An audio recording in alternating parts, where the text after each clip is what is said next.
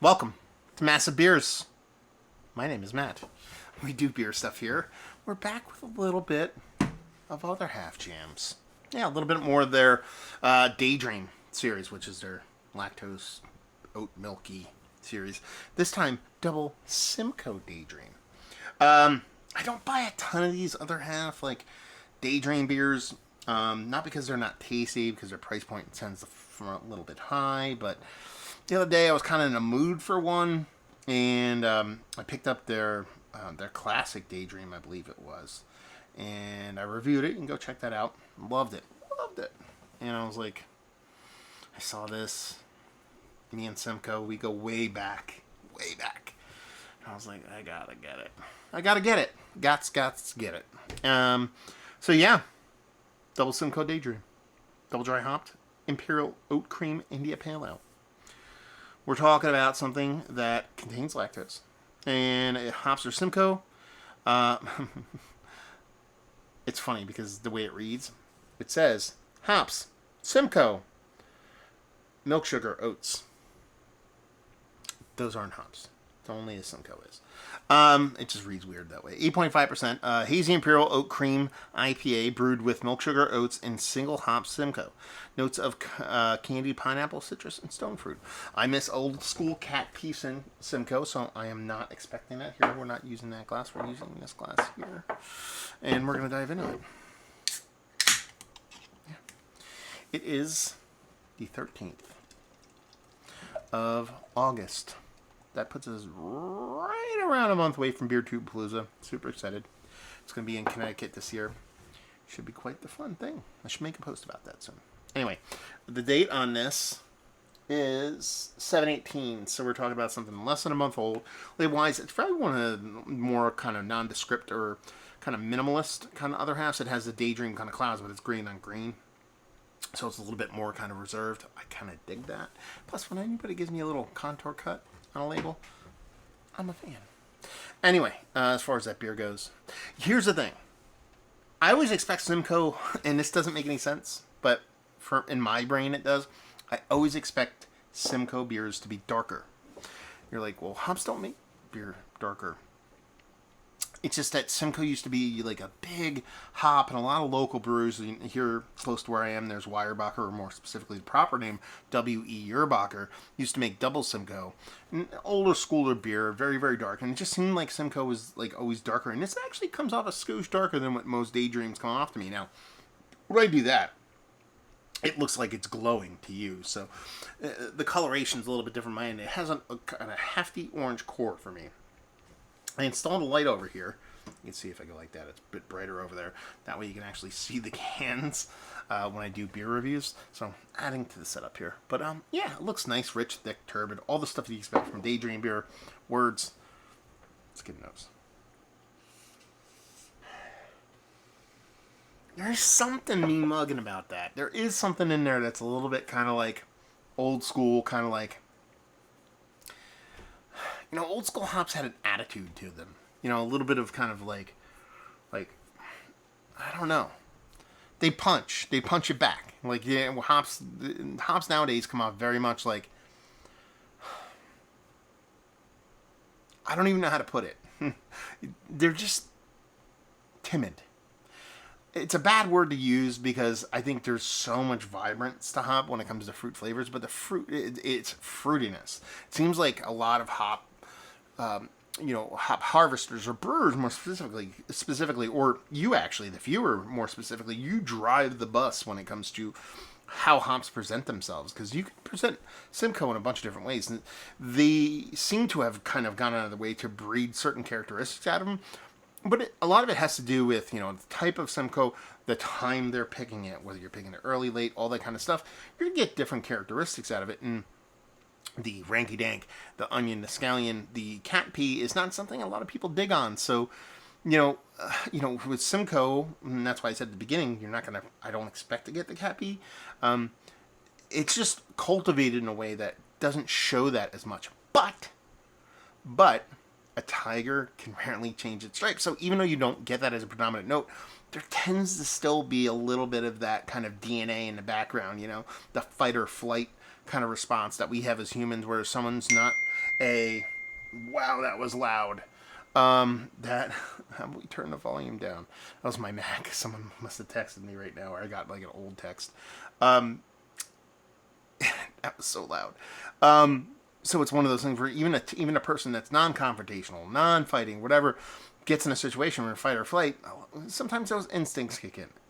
That's what I'm getting here. I'm getting this kind of really lactose oat forward, but at the same time super huge pineapple, like fruit forward, tropical fruit forward, but there's this little bit of fight and flight in the background. There's this little bit of ranky dank in the background that you just can't strip that out completely, and I dig it. I dig it. Let's dive in before I get another text.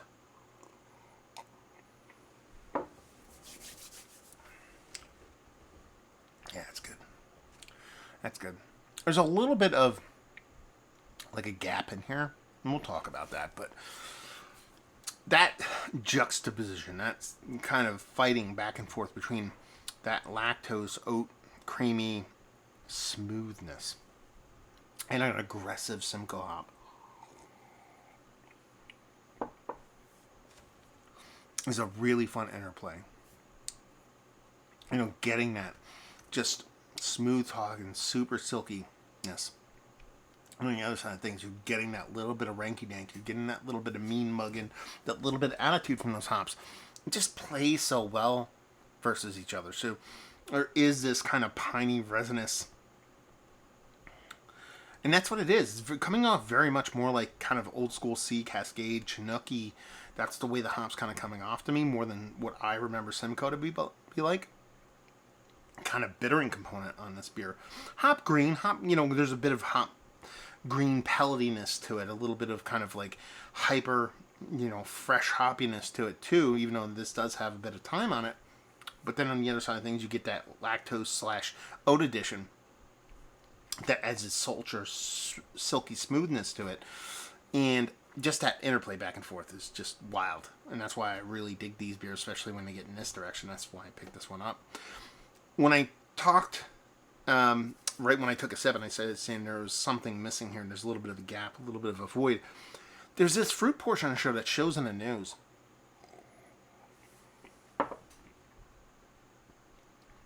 It really does kind of drop out in the taste.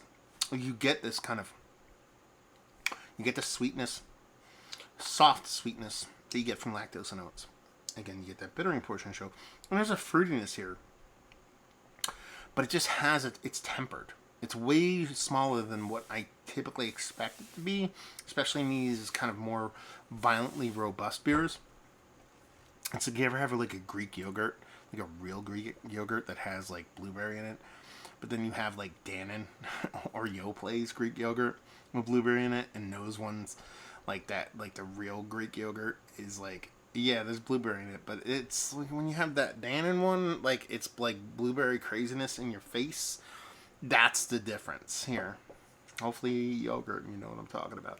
And this is by no way dismissing how fun this beer is.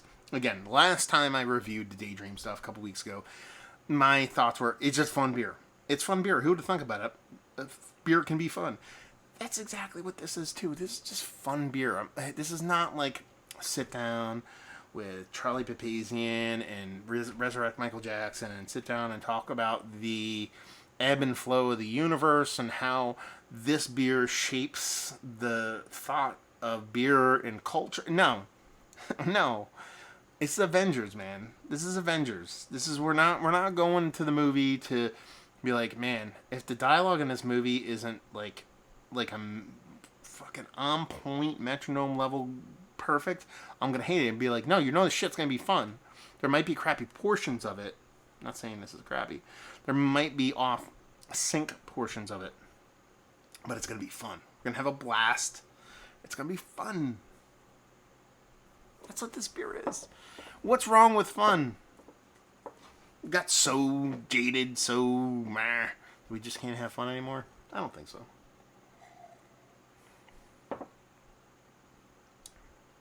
That's fun as fuck. Let's put it this way. The other one I had was just Citra Daydream or something. I forget what it was. Listen, I have a 2.5-year-old, man. I'm 47. I record in a shed. My brain's fried.